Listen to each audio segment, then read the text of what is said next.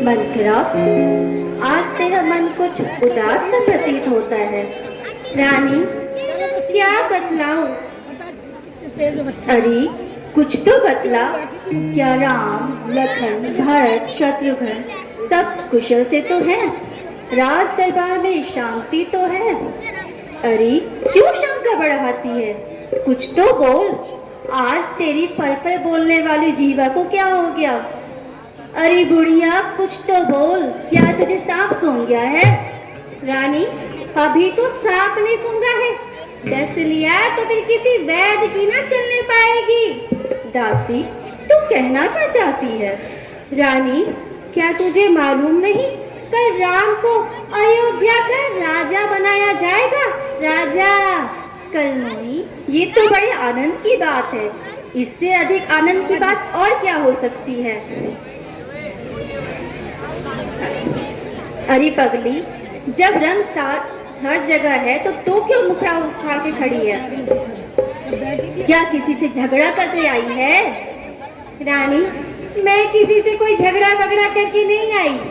कल को राम का राज तिलक होगा और वही अयोध्या का राजा होगा। बाकी जो रह जाएंगे वो तो राम के तलवे चाटेंगे। तलवे। पगली, राजा तो एक को ही बनना है। तू क्या चारों को एक साथ गद्दी पर बिठाना चाहती है? राजा दशरथ तो जिसे चाहते हैं उसी को ही गद्दी पर बिठाना चाहते हैं। तो सभी चाहते हैं, क्या तू उसे नहीं चाहती? यह तो बड़े आनंद और उत्सव का अवसर है और तू ये चौकटा बिगाड़ के क्यों खड़ी है? रानी, रानी है तू तो रानी, पर राजनीति तू नहीं जानती। ये जो चेहरे पर झुर्रियां दिखलाई पड़ रही है, किसी कलाकार ने नहीं बनाई।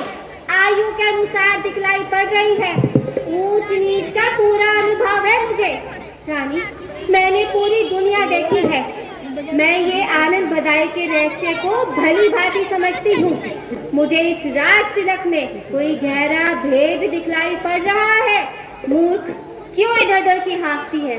क्या बुढ़ापे में बुद्धि फिर गई है जो राम के बारे में ऐसी उटपटांग बातें बोल रही है?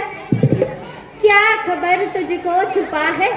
क्या सुनहरी ढोल में देख लोगी आप क्या है? ढोल की पोल में। पापन, दुष्टा, चुप। दोबारा यह बात अपनी जुबान पर मत लाना। भरत जैसे तो हजारों लाल मैं राम पर निछावर कर सकती हूँ। ओ मंजली रानी, पापन क्या या दुष्टा, मुझे क्या राम से लेना और भरत ने मुझे क्या देना? मैं तो आज भी दासी और कल भी दासी। परंतु तुम्हारा नसीब सोने वाला है और कौशल्या के भाग जागने वाले हैं। जब तुम्हारा जीवन धूल में मिल जाएगा तब तुम्हें मेरा ये कथन याद आएगा। नमक हराम, डायन, अगर सूरत बुरी है तो बात तो अच्छी की होती। राजपाट की बातों में दखल देने वाली तू कौन होती है? अब अगर दोबारा यह बात अपनी जुबान पर लाए तो तुझे धक्के मार मार कर निकलवा दूंगी। रानी, जूता उतार कर सर पर भी मार सकती हो, किंतु मैं फिर कह देती हूँ, कल को राम का राज तिलक होगा तो उसी की माँ राजमाता कहलाएगी और तू मेरी तरह दासी बनकर रह जाएगी। भरत को गोद खिलाया है, तुम्हारा नमक खाया है, इसलिए तुम्हें समझाया है। अभी भी समझ जाओ, ये जो राज तिलक होने वाला है ये कोई आनंद बधाई का अवसर नहीं, ये कोई मेला नहीं, झमेला है झमेला। यदि इस पर विजय नहीं पाएगी तो भरत रंक बनकर रह जाएगा। रानी, अपना अपना ही होता है, जिसे कोख से न जाया वो होता ही है पराया। अब मैं समझी, अपना अपना होता है। तू वास्तव में मेरा हित चाहती है। ओ मेरे लाडो, तू तो बड़ी बुद्धिमान है। मंथरा, अब ये भी बता दे, इस दंगल को कैसे जीता जा सकता है? मैं अभी तुम्हें याद दिलाई देती हूँ, तुम्हें याद होगा।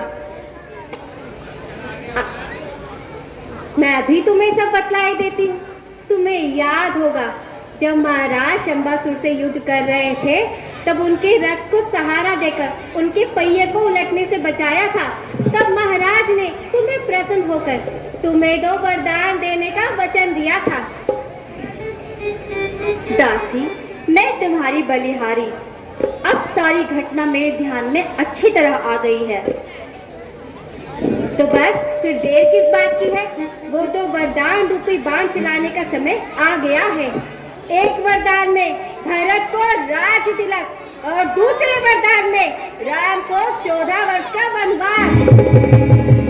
अब ये क्या समस्या खड़ी कर दी? राम के वनवास से मुझे क्या लेना? लो, टूट गया मुकद्दर। अब कोई इनको भी समझाओ कि इसमें बड़ी गहरी राजनीति है। कल राम यहाँ रहेंगे तो भरत के राजकार्य में विघ्न डाल सकते हैं। मुझ सीधी ने यह समझा था, क्या राम भरत की जोड़ी है। दासी, तुझ पर बलिहारी जाऊं, तूने दीवार कपट की तोड़ी है।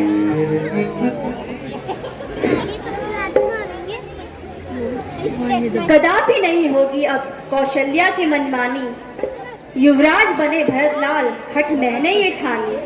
मंथरा, तुझे एक बात बताती हूँ, अगर तू इसको मान जाए, रामचंद्र भी राजकुमार कोमल निरपराधी है। वन को है 14 वर्ष बाद, 2-4 वर्ष ही काफी है। वाह रानी, तेरा भी जवाब नहीं। आई जमुना किनारे पर खुद जल्दी तूफान में, अपने ही हाथों मार रही तू आप कुल्हाड़ी पाँव में। समझा हारी मैं, तुम फिर भी बहक जाती हो। जो करे तुम्हारा सर्वनाश, उसी पर दया खाती हो।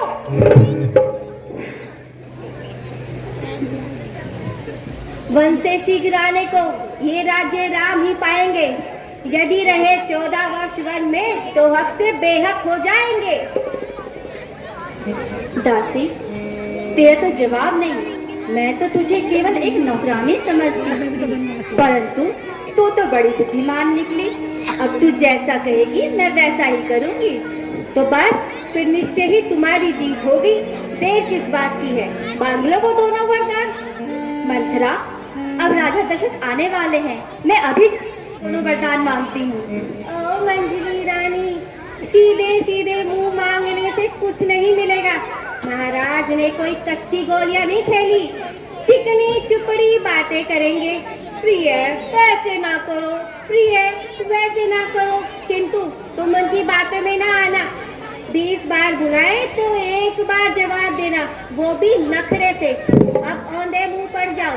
अच्छा, तो मैं भी यहाँ से चलती हूँ। अभी मैं कोप भवन में जाती हूँ और त्रिया चरित्र का जाल फैलाती हूँ। इस मांग की लाली को अपनी आंखों में भरती हूँ, इस काजल को अपने गालों पर लगाती हूँ और अपने कपड़ों को तार तार करती हूँ। अच्छा रानी, तो फिर मैं भी यहाँ